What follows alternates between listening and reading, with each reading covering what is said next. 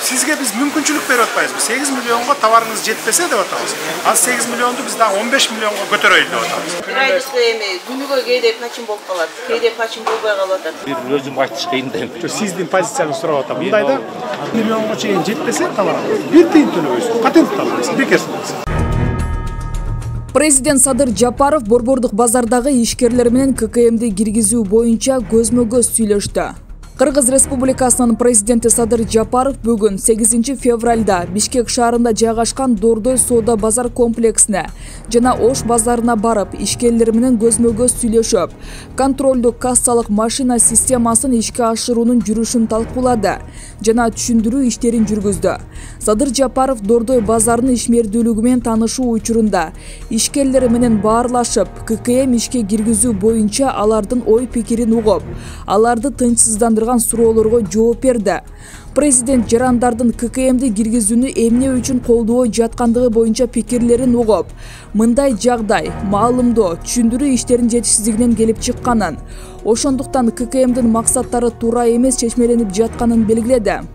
Бул демилге контрабандадан жана эсепке алынбаган товарларды ташып келүүдөн кутулуу үчүн көтөрүлүп жатканын түшүнүшүңүздөр керек. Бизде ишкерлердин эсебинен кирешет табуу же алардын эсебинен өлкөнүн бюджетин толтуруу тапшырмасы жок. Тескерисинче, мамлекет алардын иштөөсүнө шарт түзүп берүүдө. Ата мекендик экономиканын 40% көмүскөдө калганын айтып, аны ал жактан алып чыгып, ошол эле учурда кичи жана орто бизнес жабыркабасын деп жатабыз. Эгер мурда ККМди ишкер өзү сатып алышы керек болсо, азыр алар бюджеттин эсебинен алынат. Ишкерлердин ыңгайлуу иштөөсү үчүн акысыз уюлдук тиркемелер болот деп түшүндүрдү Садыр Жапаров. Мамлекет башчысы акча жүгүртүүсү аз ишкерлер смартфонундагы мобилдик тиркеме аркылуу иштей ала турганын түшүндүрдү. ККМ ири соода борборлору үчүн милдеттүү болот. Акча жүгүртүүсү 8 миллион сомго чейинки чакан ишканалар салыктан бошотулат. Болгону ККМ колдонуу керек. Эгерде сиздердин түшкөн акча 8 миллион сомго чейин жетпесе, анда эч нерсе төлөбөйсүздөр. Патентта, салыкта. Эгерде киреше көп болуп, жана 30 миллион сомго чейин жетсе, анда ишмердүүлүктүн өзгөчөлүгүнө жараша чендин ар кыл вариантын карап атабыз. Учурда иштөө иш алып барып, алар чакан бизнестин өкүлдөрү үчүн контролдук кассалык машинаны киргизүүнүн жеке шарттарын иштеп чыгууда, деди Садыр Жапаров. Ишкерлер өз кезегинде маалымдуулуктун жетишсиздигинен улам көп нерсени түшүнбөй, ошондуктан бул жаңылыкка ишенбестик менен карашканын ырасташты. Бирок жалпысынан алардын көбү ККМ системасын киргизүүнүн артыкчылыктарын угуп, аны менен иштөөгө даярдыгын билдиришти. Ошону менен бирге алар контролдук кассалык машиналарды киргизүүдө чекене жана дүң соода сегменттен, ошондой эле сатылып жаткан товарлардын өзгөчөлүктөрүн эске алуу керектигин белгилешти. Экономика жана коммерция министри Данир Амангелдиев билдиргендей, бул системаны киргизүү атаңдаштык үчүн бирдей шарттарды түзүүгө жана бизнестин ачыктыгын жогорулатууга оң таасирин тийгизет. Жакынкы аралыкта 10 000 ККМ аппараттары сатылып алынууда. Буга чейин пилоттук долбоордун алкагында 10 000 сатылып алынган. Учурда Россиядагы 30 000 ККМ берип жатат. Ошентип жалпысынан Бишкек шаарындагы ишкерлердин негизги бөлүгү камсыздалат. Андан соң мамлекет башчысы Ош базарына барып, ал жерде ККМ системасын ишке киргизүүнүн абалы менен таанышты. Мындан тышкары Садыр Жапаров азык-түлүктөрдүн баалары, текчелерге коюлган товарлардын ассортименти менен таанышып, базарга келгендер, сатуучулар менен баарлашып, алардын суроолоруна жооп берди. Ошондой эле нан азыктарын сатып алды. Базарга келгендер жана сатуучулар мүмкүнчүлүктөн пайдаланып, президент Садыр Жапаровго жеке мүнөздөгү суроолорун бере алышты. Мамлекет башчысы ар бирин угуп, тиешелүү мамлекеттик органдарга шаардыктардын айткан өтүнүчтөрүн көзөмөлгө алууну тапшырды. Ийгилик Садыров!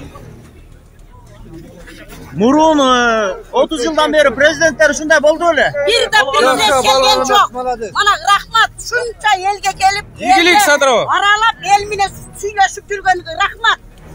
Ош базарына келип, Рахмат, биз колдойбуз. Рахмат. Рахмат, өзі елі жері келіп отыр. Рахмат. Барлығы қорқып. Алардын арты таза болгон эмес да. Конечно, таза болгон эмес. Биздин президентибиз таза болгондуктан мына эл аралап Ош базарында жүрөт. Караңгачы. Эл Садыр Нуркожоевичти сүйгөндүгүнөн, Садыр Нуркожоевичти сыйлагандыгынан элдин көпчүлүгү жок дегенде жанына барып колун кармай албасам дагы артынан карап көрүп калайын деген элдин үмүтү. Мынакей урматтуу туугандар, Елдің қуанышында чек жоқ. Елдің қуанышында чек жоқ. мынакей урматтуу туугандар,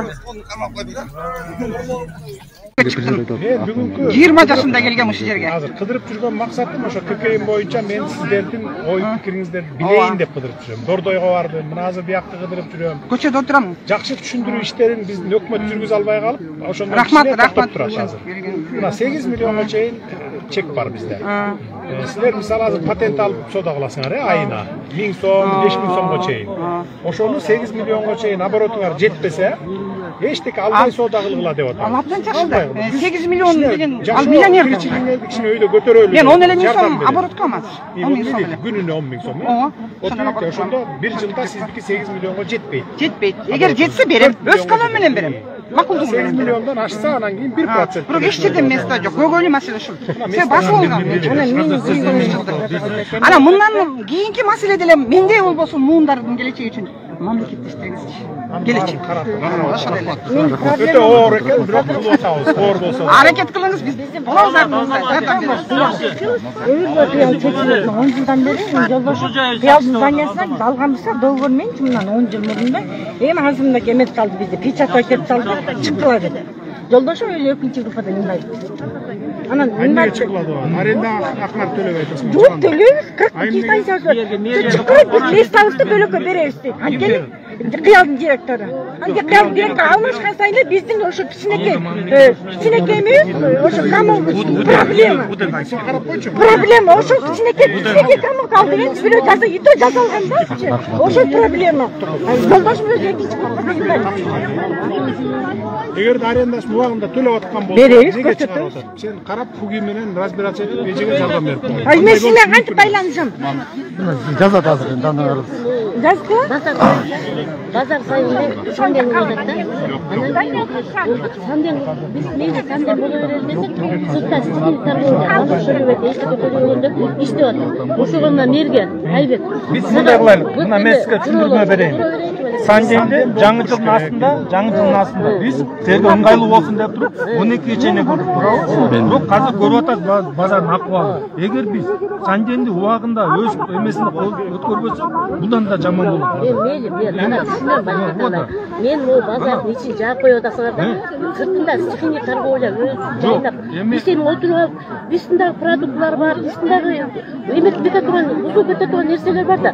Ошон үчүн базарды 11ге чейин санден кылбайсыңарбы? Түшкө чейин санден кылбайсыңарбы? Ошондо кылбайсыңарбы? 11ге. азыр инфекцияга байланыштуу мына вакцинация. Инфекцияга иштесеңер, анда бар жапкыла базарды таптаза кылып койгула.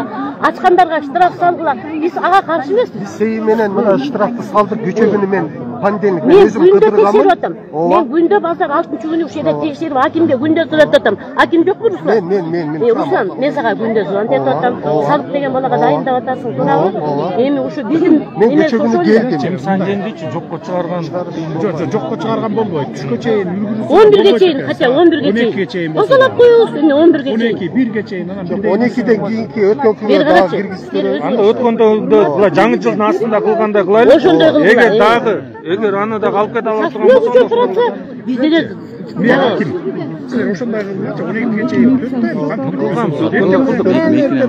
Эми биздин эң башкы базарда ким? Аким. Эми өкмөттөн турасыңар. Стихийный торговля гүлдө өсүп атат. Сыртта бирөө налог төлөбөйт. Биз килтеген жерге ошол жерге местага налог төлөйбүз. Бүт баарын биз ошо базардын ичи көтөрүп атабыз. А сырты санден коррупция. Мен ошо бетиңерге эле айтайынчы мына. Коррупция, президенттин көзүнчө айтайын. Бул коррупция.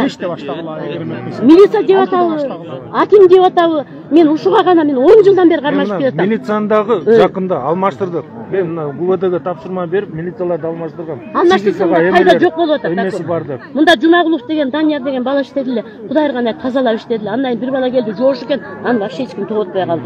Мен ушу атайын чыкпайт элем, ушу Жапаров келет деген үчүн чыктым. Келгенден бери сиз байкап атсаңыз керек, стихия менен тынбай күрөшүп келип атат. Тынбай күрөшкүлө. Мынчалык болгон эмес болчу. Мынчалык болгон эмес. 5-6 айдан бери тытынып келип атат. Карасаң, Ош базардын базы саты карап көрсөң балекетин. Ош базардын бүт тегереги стихий торговля. Ортодо базарда соода.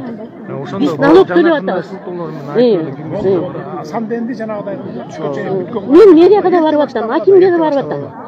Ошондой баштап ошондой кыл, балекетин алайын. Садыр Нуркожоевич, прессага бир аз маалымат берип коесузбу? Мен да мен Оштон келдим. Айымдан келдим. Бизде мен 47 жыл болду ошол жерде жашаганыма. Эшек, ат менен суу. Суу неге бизге барбайт?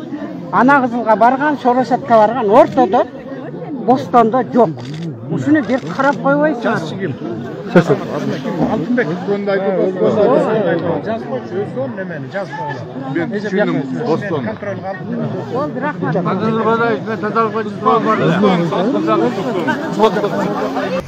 Президент сапаражы еткен балдар. Машина келді. Бурон екен. Спецслужбалар. Ушулар келді.